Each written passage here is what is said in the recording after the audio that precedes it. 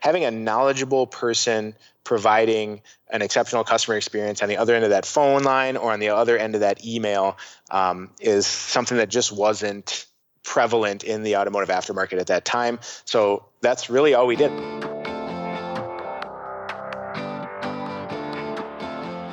Hey, my name is Felix Tia, and I'm the host of Shopify Masters, a weekly podcast powered by Shopify, the easiest way to sell online, in person, and anywhere in between. Each week, we invite entrepreneurs like you to share what they've learned growing successful e-commerce businesses. In this episode, you'll learn how to use forums to get your first customers, the key to great customer service that will give you organic growth, and what is an entrepreneurial operating system and how to use one to scale up your business. Today I'm joined by Chris Carey from Modern Automotive Performance. Modern Automotive Performance manufactures and resells automotive performance products for select modern vehicles and was started in 2006 and based out of Cottage Grove, Minnesota, and has recently hit revenues of $27.5 million and trending towards over $33 million for 2019. Welcome, Chris. Thanks for having me.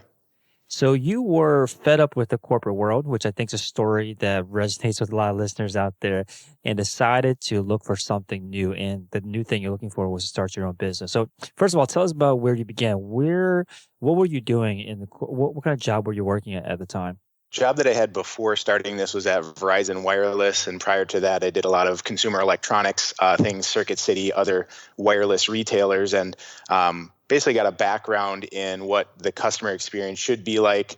And then, really it was a silly thing that was the straw that broke the camel's back, I guess, in regards to why I decided to start a business, because I actually didn't know any other business owners. I don't know exactly what motivated me, but it was this meeting that my management had at my last job at 6:30 in the morning, and it was about a half-hour drive for me, and I am not a morning person. So that was the last thing that I kind of I said, this is it. I don't want to work for the man anymore, so to speak, and started to look at different opportunities that I might take in the entrepreneurial world. Okay, so let's step into your shoes then. So you were driving to this meeting, grumpy, like, this sucks. I don't want to do this anymore. And you started looking around, like, what were you doing like that day or the day after? Like, how soon after was it before you started pursuing this seriously? So there was a couple instances of that meeting, and it was disciplinary in nature. If we had a good week, we wouldn't have the meeting. If we had a bad week, we would have the meeting. And so I would go in at 6:30 for this meeting, drive back home, sleep for another couple hours, and then come back in for like a 12 p.m. to 8 p.m. shift. And it was just very taxing on me on that. It was a Friday, so those Fridays were not enjoyable. So at that point, I was going to school at the University of Minnesota in just a general business course, and maybe that had some influence to it as well. Basically decided that I didn't want to work for the man anymore, and I started to look at what options I might have to start my own business. And again, I don't know exactly why that was the course of action that I chose to take versus looking at maybe another job within the corporate world, but I started to look at what opportunities were there, and I really saw two, one of which would be to start my own third-party wireless retailer, as that's what I knew at the time. And that proved to be, there were some pretty difficult barriers to entry in regards to I would need to have a retail space and a lease, and I would have to have an agreement with the certain wireless carriers. So that seemed pretty difficult and capital intensive. The other alternative was my hobby, my passion at the time, which was cars and automotive performance. I had a 1995 Mitsubishi Eclipse, and this was round about the time the Fast and the Furious movie came out. And I had actually a good friend of mine had a 1995 Ford Mustang with a 5-liter V8 in it, and we were always competing back and forth, whose car's faster. So I was a consumer in this industry, and realizing that there were some opportunities in regards to the customer experience, that it was pretty poor at the time, persistent back orders, products not being shipped, no tracking information being sent, couldn't get a hold of anybody. And I felt if I could take what I had learned in the consumer electronics world and apply that to the automotive aftermarket, that might be a successful venture. And the other component of that option was the lower barrier of entry. I actually started this out of my house. I had an acquaintance at the time build me a really bare bones website on, I don't even know what platform now, because this was over 13 years ago, and bought some inventory with a credit card that I had, and actually had it in my closet in my master bedroom in a townhouse that I was living in at the time. So didn't have to worry about the real estate, the retail location, just very low barriers of entry to start a business in the automotive aftermarket. And that was my hobby and my passion at the time. And here we are today. Yeah, so you were looking at opportunities that were there, and it sounded like you had a kind of a list, maybe not written down, but in your head of criteria for what would make an ideal business for you. And you mentioned that the first option of having an independent retailer business was capital intensive, was complicated. Did you have some kind of like what other things were you looking at that now looking back, paid off that you kind of filtered your ideas through? I think those were really the only two, either the third-party wireless retailer, because again, that was what I was doing and what I knew, and then my hobby, my passion, which was vehicles, or automotive performance. And that would be obviously as an e-commerce venture, something that I could do out of my house, something that I could do while retaining my existing job, because I wasn't able to just drop everything and start this new venture without knowing that it was going to be successful. So I continued to work full time while starting this website and starting to participate in the community and look for where I might be able to find my first customers. So this was something, I guess, it would be 13 years ago. I don't know if side hustle or side gig was something that people talked about, but that was really how it started. And then once I got traction, so we actually opened the doors in July of 2006. And so I guess this is kind of contradictory to what I said earlier. We did actually rent a space in an industrial park. Maybe I'll back up a little bit. I want to talk about, there's a co-founder of mine that started the business with me. And so his name is Kyle. And when I came up with this idea to start an e-commerce website, I did start the website. I did have some inventory in my closet at my house, and started to look for where I'm going to get my first customers. And that was very slow going. I didn't get a lot of traction at first. I guess the approach that we took was a little bit different. He was working on cars out of his garage at the time. And so I'm over here with an e-commerce website trying to sell parts to people while he's working on vehicles out of his garage. And these are actually our target market, or my target market, in terms of who would buy parts for their vehicles. So we kind of just joked around, hey, how about we open up a performance shop? I'll sell parts, you work on cars, and we'll see how it goes. And I guess from there, we decided that it was something worth at least looking into. We started to look at commercial spaces in the Twin Cities area here. And ultimately, we found one that would allow us to have automotive lifts and something called a dynamometer to essentially measure the horsepower and torque of a vehicle. They were agreeable to the noise that machine would make, and some other factors. And the next thing you know, I was signing a 5-year lease in this industrial park and opening the doors. And that was in July of 2006. So you wanted to, I want to take a step back. So you wanted the business that you chose to be manageable with your day job. Like you mentioned, it's kind of like a side hustle, something that you can run on the side. When you did get rolling, were there tasks or activities that then started to appear that made you realize, like, wow, I can't necessarily just always do this on the side. I'd have to go into this full time. Like, what started popping up that made you realize you had to take a leap at some point? So we opened the doors in July of 2006, started working on vehicles for the local market, which was a very small portion of what would ultimately be our business moving forward, and started to look at how we could start marketing to sell products to people via the e-commerce platform.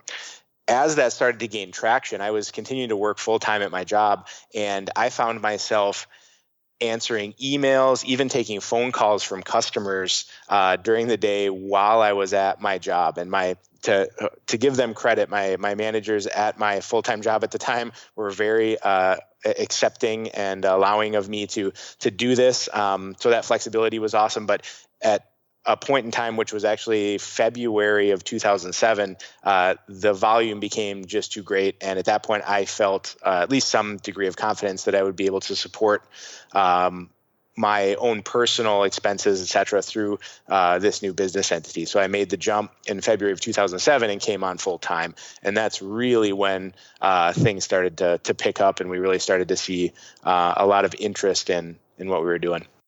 So you weren't even hiding the fact that from your employer that you were trying to start your business on the side.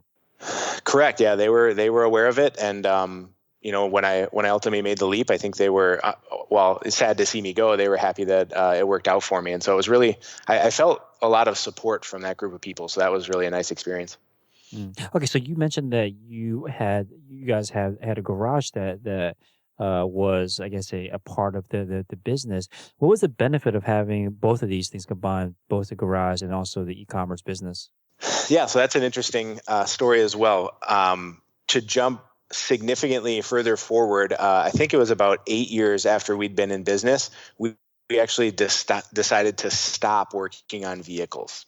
And that was probably one of the biggest decisions that we had to make in the course of our business here, because that's what the entire business was started on. In July of 2006 to that February of 2007 point in time where I came on full time, very little revenue was generated from the e-commerce component of the business. Almost all of the revenue was generated from the repair labor or the installation labor that we were doing on the vehicles locally, and then some parts that we were selling to those customers that we were doing the work for. It wasn't until early 2007 when we really started to get traction outside of the local market and into the greater, community. Right. So almost all the revenue was from the physical location and the service arm of the business. Did you find that, like, if you were to go back, like, did you find that was an important step to take on the journey towards building the business that you have today? I think it was an important step. It enabled us to test the market. We were able to generate some income to be able to make investments in regards to refining the website and starting to participate in the community and solicit customers and do some marketing, et cetera. So I believe that it was, and it certainly gave me time to prove the concept that we were going, this was going to be successful, and we mitigated the risk enough to the point where I was comfortable making that decision to leave my secure full-time job and come on full-time in this new venture. So I do think it was important. Could I have done it without that component? That's interesting. The fact that we were working on vehicles and we were installing and using some of the parts that we were trying to sell, via e-commerce or those online automotive forums, it certainly helped in regards to our perception of expertise and building rapport within that community. The fact that we were using these items ourselves. We also had, I had a personal vehicle that we would drag race, and so some of the achievements that we were able to realize with that particular vehicle were things that we shared with the community. And I think that took it even a step further in terms of building rapport and a perception of expertise. Right. So like building this kind of credibility with your market, I think is what you're getting at. It was really important for establishing yourself as a brand that people can trust and helped when you transition to e-commerce only. And I think, unless I misheard, you said, so you transitioned to e-commerce only after 8 years into the business. Correct. Yep. What was that transition like? It was really difficult. So yeah, this was something that, probably could have taken place years earlier. So we're 8 years in business. We're still working on vehicles. And at that point, we're very frustrated for a number of reasons. We had hit roughly $10 million in sales, which proved to be a ceiling of sorts for us, or an inflection point, and we could not get through it. So I think for 3 consecutive years, we basically were stagnant at roughly 10 million in revenue. And this 10 million, was that predominantly from the e-commerce side or from the labor side? Predominantly from e-commerce. And that was the interesting part, is that the labor side of things at this point in time was accounting for single-digit percentage of revenue and probably 90% of the headaches that we experienced within the organization at that time. So looking back, it was one of the better ideas that we ever made was to stop offering repair and installation services. But it was just difficult to let go of because that's what we had always done. And that's what had certainly helped launch the business from the start. Yeah, I think an important skill as an entrepreneur to have is to know when to essentially give up on a product line, a service line, like something that you've been offering, especially after 8 years in. It seems like it seems like the business, right? A big part of your business to cut out. So what lessons do you have here on how to, well, actually, before we get there, how did you recognize that would be the right decision? So at the time, I guess we didn't know. There were certainly advantages to having the repair and installation component of the business. Again, with us being able to test products, any of the customers that came in to have repair installation services were buying products from our e-commerce store that we were then installing for them. So there was a lot of positive aspects to it, but some of the negatives, again, what I mentioned is. One of my favorite books is Good to Great by Jim Collins. And one of the things he talks about is focus on what you feel like you can be the best in the world at.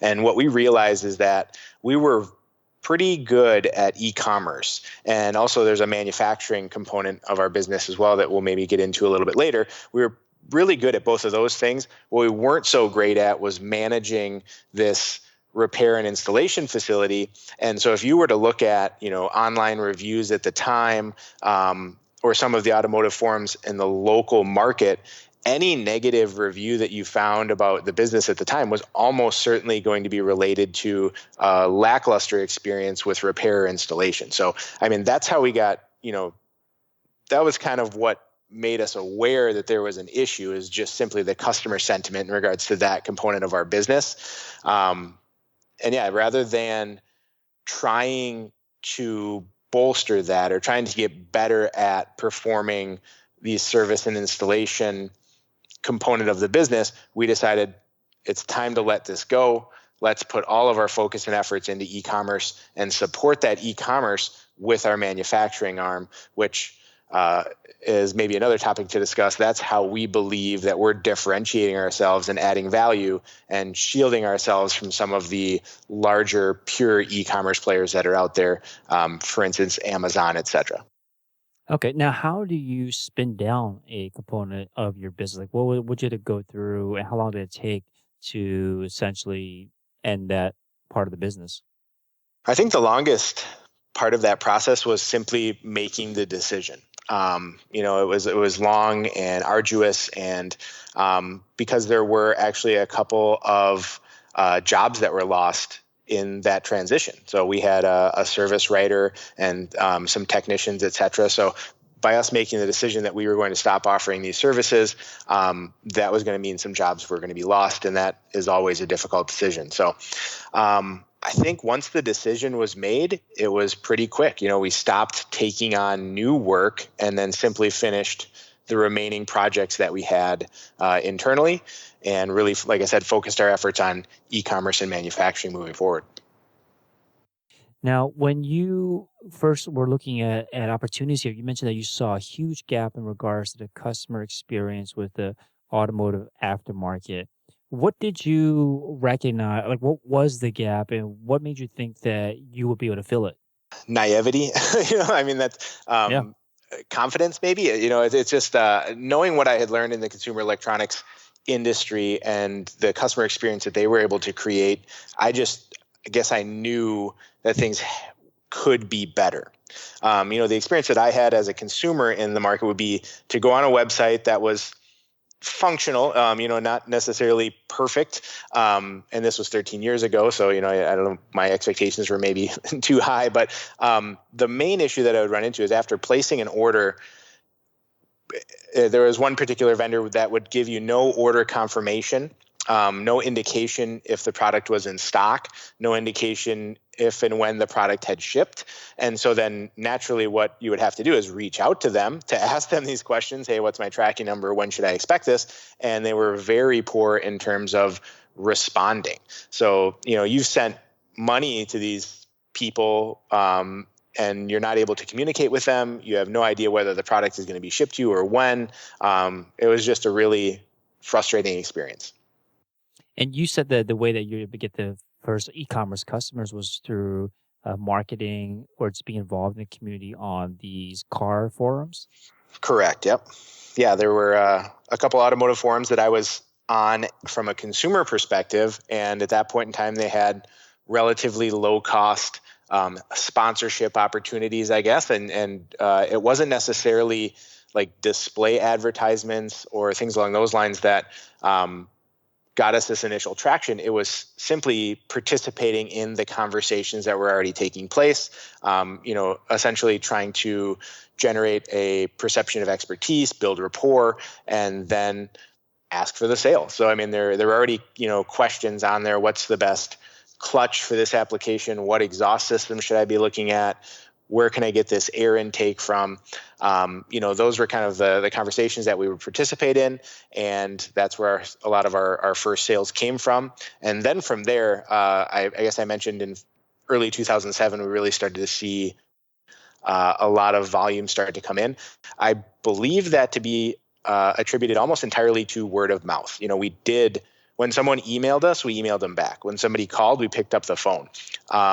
When we received an order from someone, we gave them a tracking number. We gave them, we delivered the product in a timely manner as best as we could control it, sometimes having to rely on third-party distributors. But these were things that were not normal in the automotive aftermarket at the time. And certainly for the first, I mentioned 8 years earlier, for the first several years in business, we didn't pay for any advertising or marketing of any sort.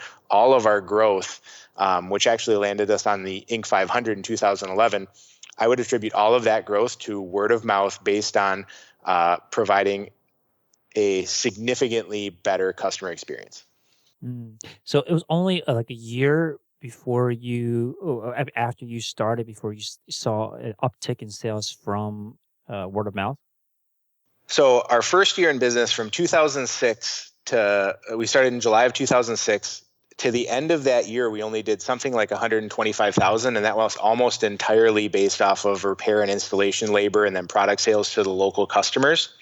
2007 is where we really started to see traction in regards to e-commerce in general and the greater community within the United States. We did just shy of, I think it was 965,000 in 2007. And then that was the start of this just huge wave to where we ended up in 2010 doing, I believe it was 9.6 million. So we did 10x the sales in 3 years span. And that landed us on the Inc. 500 at number 403 in 2011. That's amazing. And you credit this to basically all word of mouth from like happy customers due to your customer service. Yeah, at this point, so this was my first entrepreneurial venture. I didn't have any experience with this, before. And so the thing that I was really hanging my hat on was what I had learned about customer service and the customer experience in the consumer electronics industry and taking that and applying it to this automotive aftermarket. And so, there were no other tools in my toolbox. I guess we did choose to enter the market as a low price leader. And so the combination of those two things, by offering competitive pricing and a significantly better customer experience, I think that was the catalyst to get this rather tight-knit community to then begin referring us to their friends. And it really just kind of took off from there. And you mentioned that you got your first sales though before this word of mouth kicked off. You got the very first initial customers by spending time in automotive forums, and you generated this perception of expertise by answering questions and then asking for the sale. Can you talk to us talk to us through this? Like, how do you gracefully transition from helping someone out to then asking for the sale? Yeah, I guess it's an interesting scenario. We were at that point in time, in order to be able to do that, we had to be a paying sponsor on that automotive forum. So you would have an avatar of sorts, and a screen name, et cetera, where we could share our web address, and it would say something along the lines of gold sponsor on the left side. So, when in the course of responding to a question about what is the best exhaust system or what is the best clutch for this application, we would respond and try to add value. Here's what I think would be the best product for your particular situation. Here's why. And then at the end of that, advice, kind of say, oh, by the way, here's a link to our website if you're ready to purchase. And, it's really as simple as that. I'm sure there must have been other competitors that were in there doing the same thing. So how did you differentiate yourself from I guess the other perceived experts in that forum? At that point, and even still today, there are new people coming into the automotive aftermarket that are using the same approach, but it really was simply scrappiness. Who was the first person to respond? Who could add the most value? By providing good advice to that particular person to build that rapport and then ultimately earn the sale. So it was just being present, as much as possible and being helpful. So you're just like spending like hours every day just in these forums answering questions. Yeah, that was the vast majority of my day at that point in time, was scouring these forums, waiting for an opportunity, again, to add value and then hopefully earn a sale. And because this was a new approach back then, even today, it seems like people are still doing it. But back then, when it was new, how did you know that this would pay off? I guess I didn't, but at that point I had already made the decision that I was going to come on full time in this business, and there was really no other option other than to make it work. So at that point, this was how we got our first sales, was by this active participation in the community, by adding value. And what I did not know was how quickly that via word of mouth it would spread and how quickly we would grow. I'll tell you, when we opened the doors in July of 2006, I could never have fathomed that we would have done $1 million in sales, let alone 10 million in 2010, or over 30 million this year. Like, this is not something that I had envisioned from day one. It's just kind of happened, and I feel very fortunate to be here. Mm-hmm.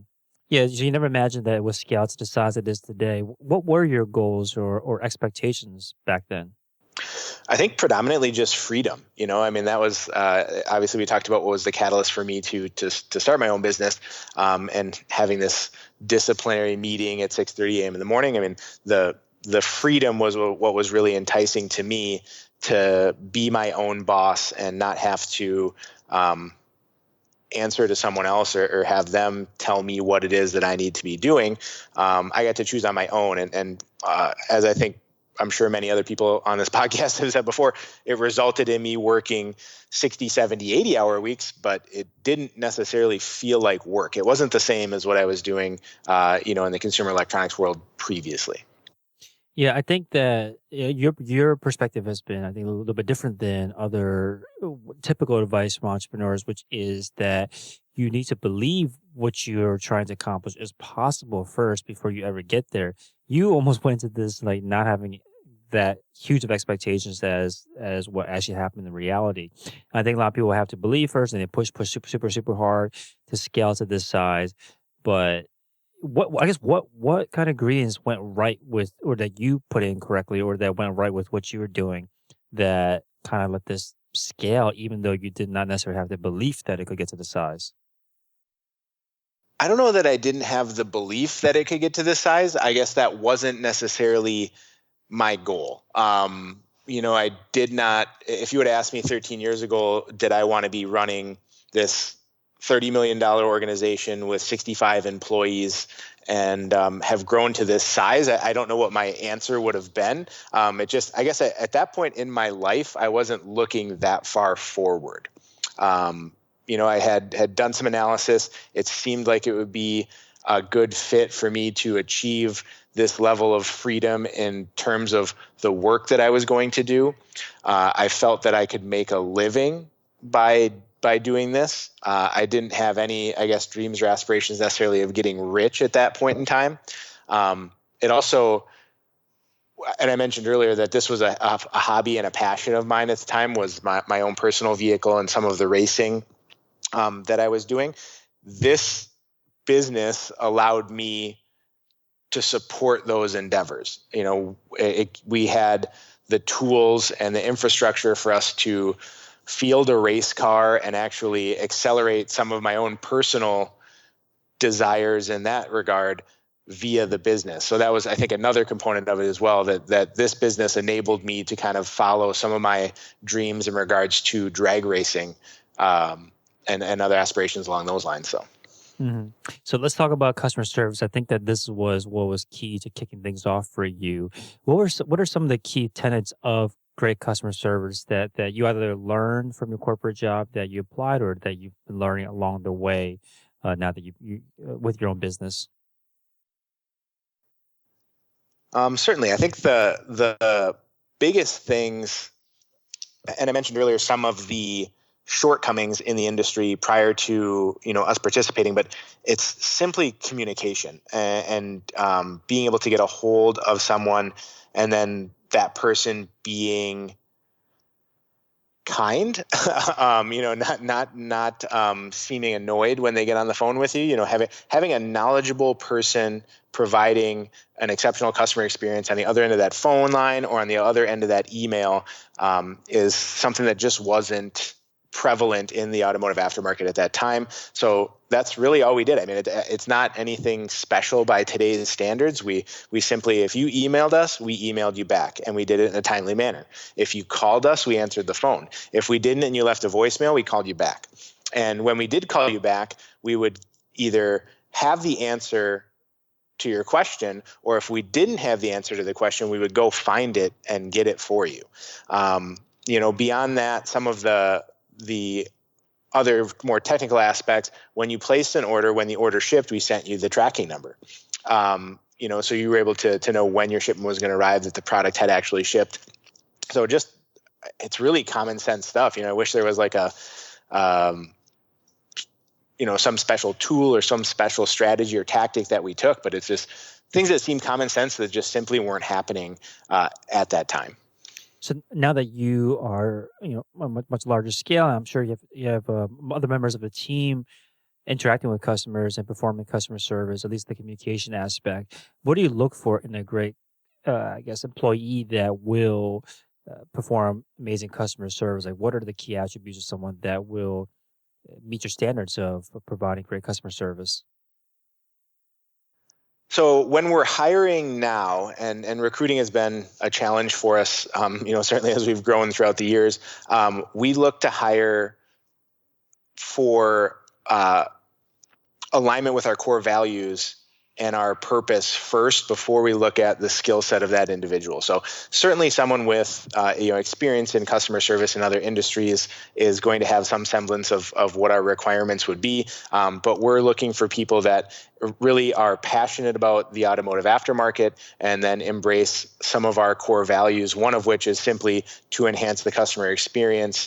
Other ones include work smarter, be driven, embrace the pit crew mentality, which is our term for teamwork, I guess, and then do more with less. Those are our 5 core values that we've established. So looking to see if people in the interview process or the recruiting process can give us examples of where they maybe have aligned with those particular values in previous roles with previous organizations. Hey, real quick, if you're enjoying the show, please leave us a review on iTunes and let us know what you think or what you'd like to hear more of. Now, let's get back to the interview.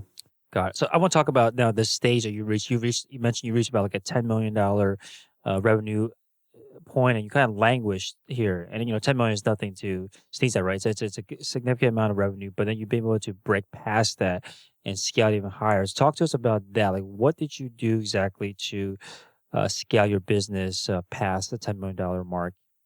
Yeah, so that's actually an interesting story, and probably one of the things that had the biggest impact on sales and the trajectory of our business from that point moving forward. And essentially what I did is when we landed on the Inc. 500 in 2011, there were, I believe, 8 total companies from Minnesota that were also on the Inc. 500.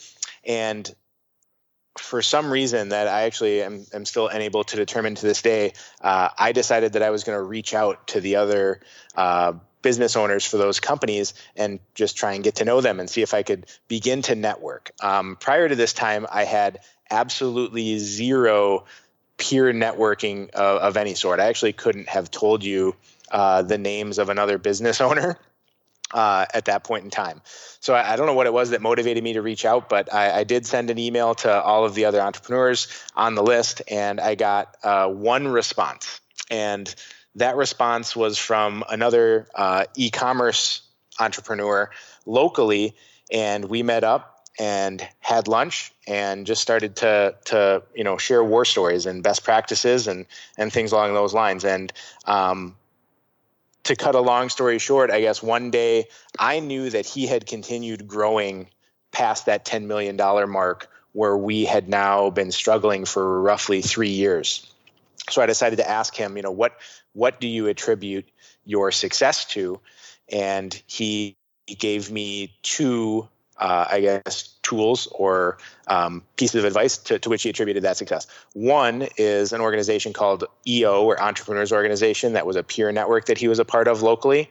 And the second was a book called Traction by Gino Wickman that outlines something called the Entrepreneurial Operating System, or EOS, which is simply a set of tools to run and scale a business. And these were concepts that I was completely unfamiliar with, but I figured if they were going to work for him in regards to allow him to keep scaling his e-commerce business, that perhaps they would work for me. So I signed up with Entrepreneurs Organization and started to implement the Entrepreneurial Operating System. And from there, we experienced another round of extremely rapid growth. Guys, let's talk about the first piece of advice he gave you, which is the Entrepreneur Organization. So what is this organization about? What do you I guess get out of it? The biggest thing is, and I guess the reason that I did not have a peer network prior to this was that I felt like I was in my own little niche, and that no one would be able to help me in the automotive aftermarket because they weren't going to know anything about the automotive aftermarket, besides maybe my competitors. And I think that perhaps is true, but what I missed at that point in time was the fact that every business shares certain components of it, whether it's hiring people or the people component of it, or finance, or fulfillment and operations, or marketing, or sales. All of these things are consistent across any business. And so now I'm in this organization in the Minnesota chapter. There's roughly 80 people locally that I am able to network with on a monthly basis. And we have a much smaller group called a forum where there's 7 of us now that get together on a monthly basis.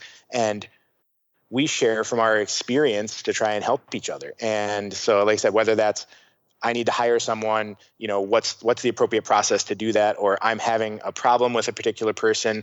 How have you handled these types of situations in the past? I'm looking to do X, Y, or Z in terms of marketing. What has your experience been with that?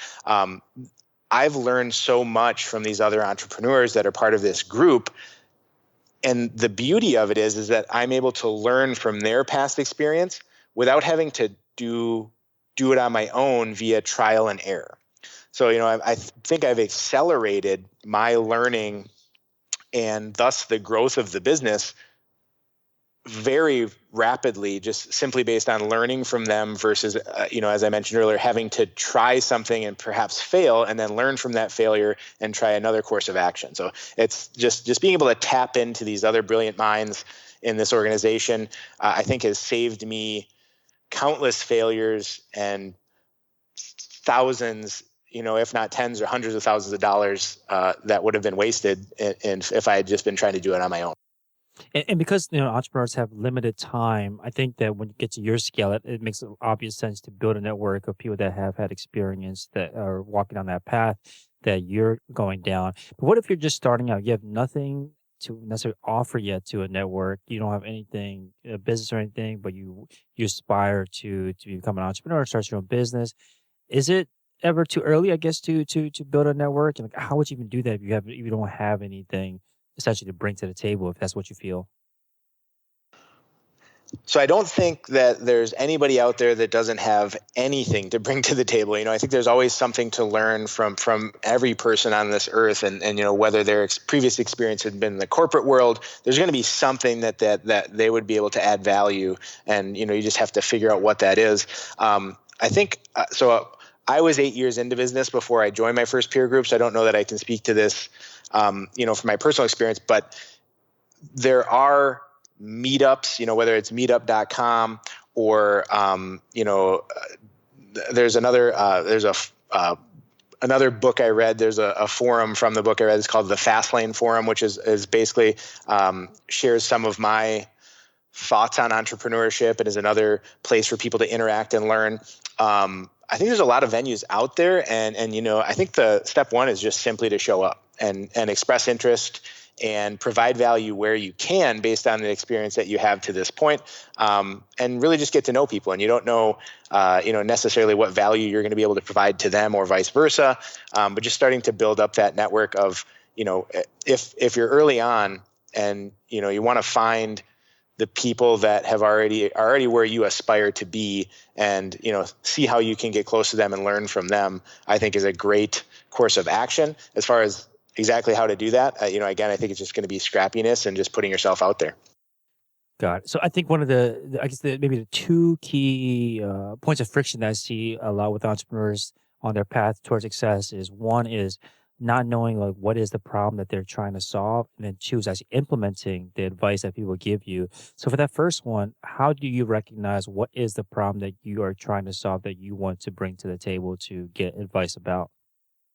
So are you referring to the network group, what I would bring to them? Yeah, to network group, or I guess just in general, how do you identify like what is the problem that's in front of you today that is, if you can solve, will have the biggest impact on your business? How do you recognize that?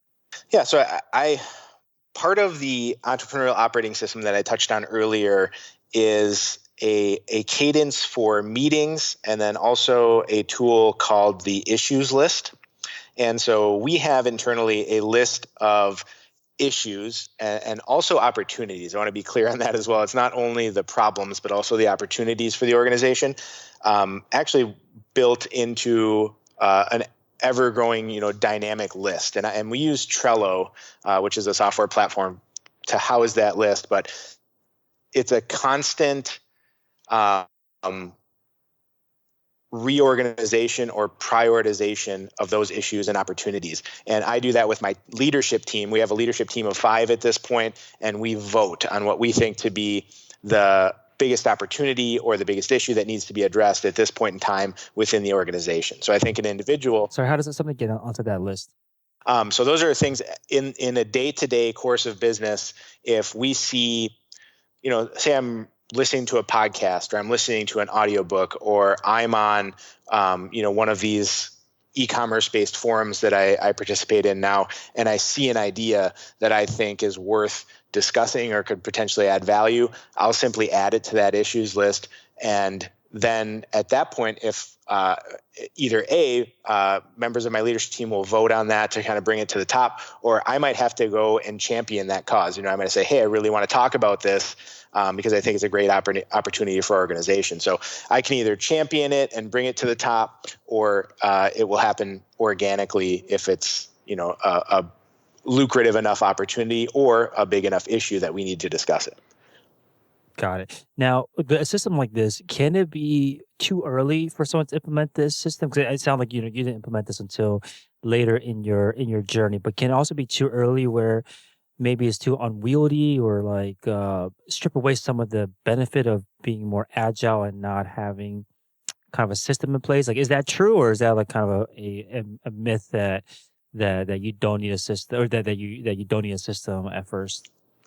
So I think that the entrepreneurial operating system can, certain components of it can and I don't want to say should, from my experience, have been great to implement in our organization for even the smallest of entrepreneurial ventures. And there's some components that at that stage won't apply. So some of the things that wouldn't apply, there's something called an accountability chart, which is essentially the org chart for within the organization. If it's a one-person operation, obviously you're going to be sitting in all of the seats, from the president, CEO, to marketing, to finance, to operations, et cetera.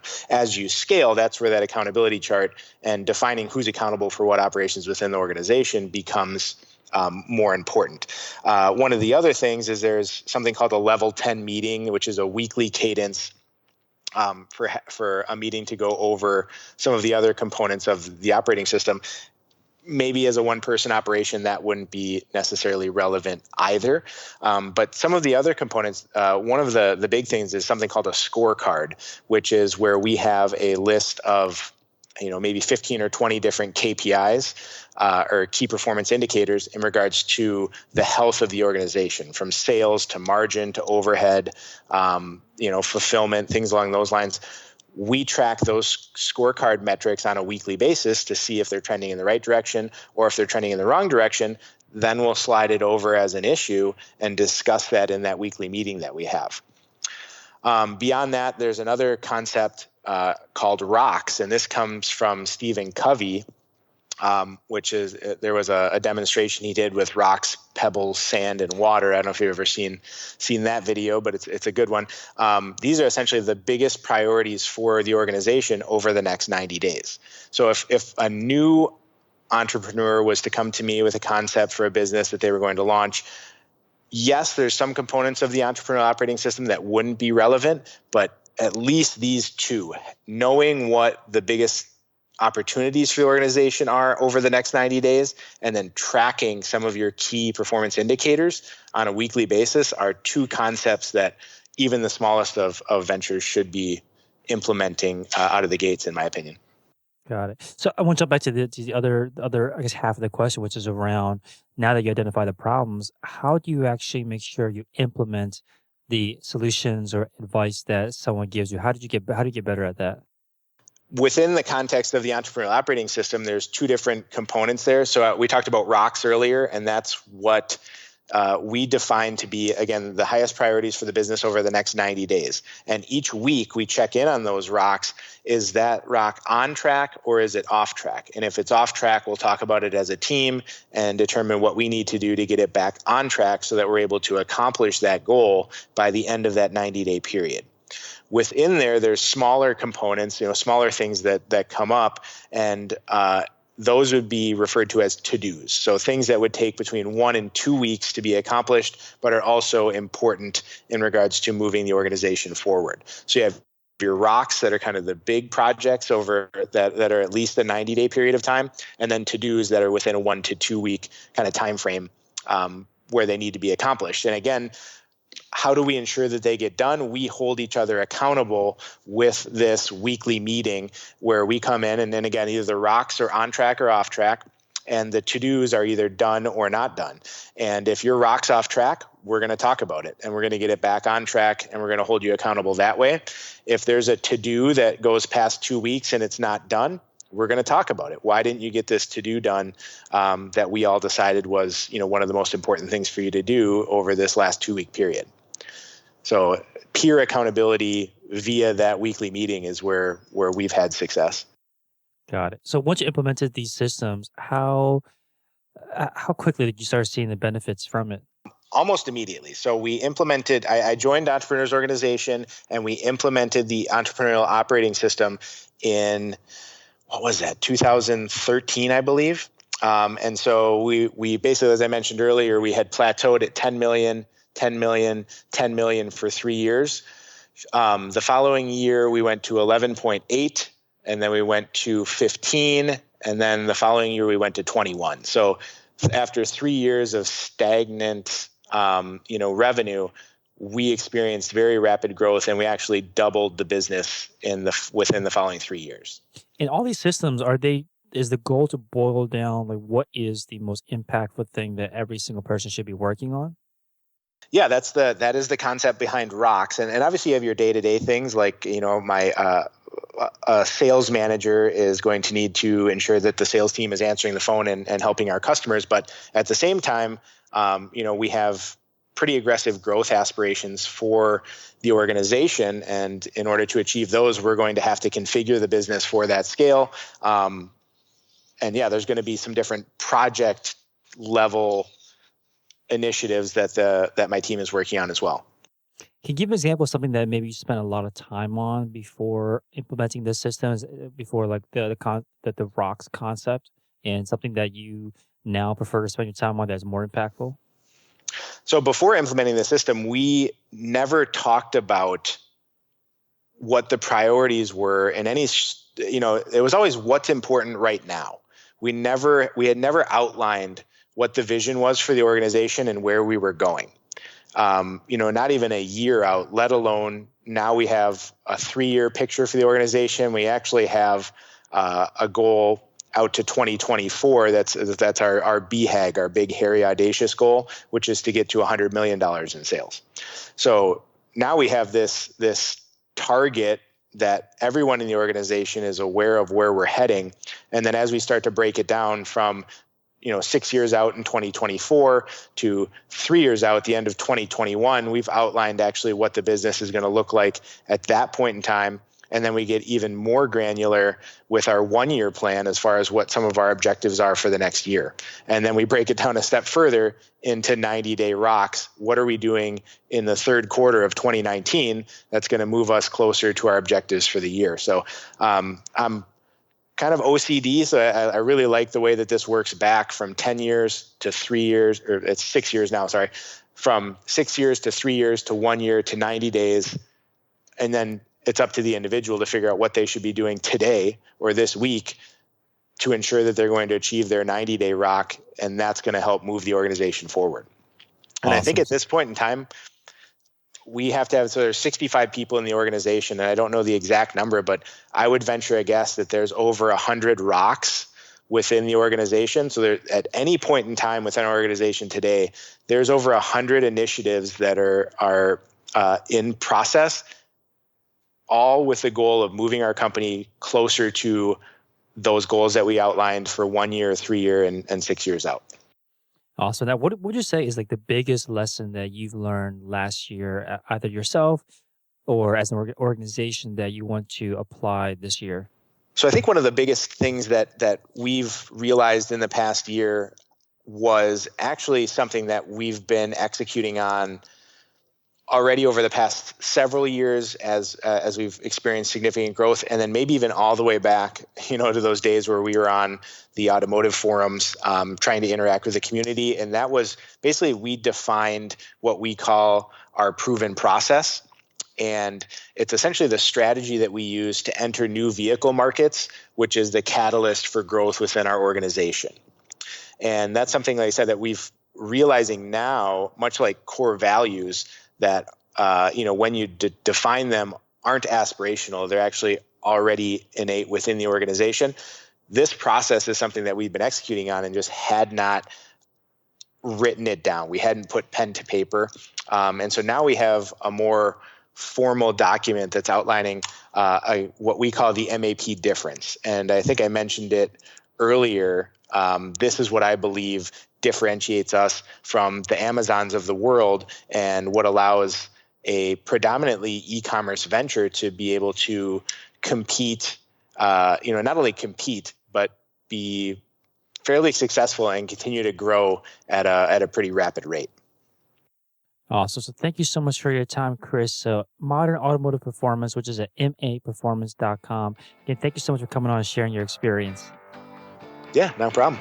Thanks for tuning in to another episode of Shopify Masters, the e-commerce podcast for ambitious entrepreneurs powered by Shopify.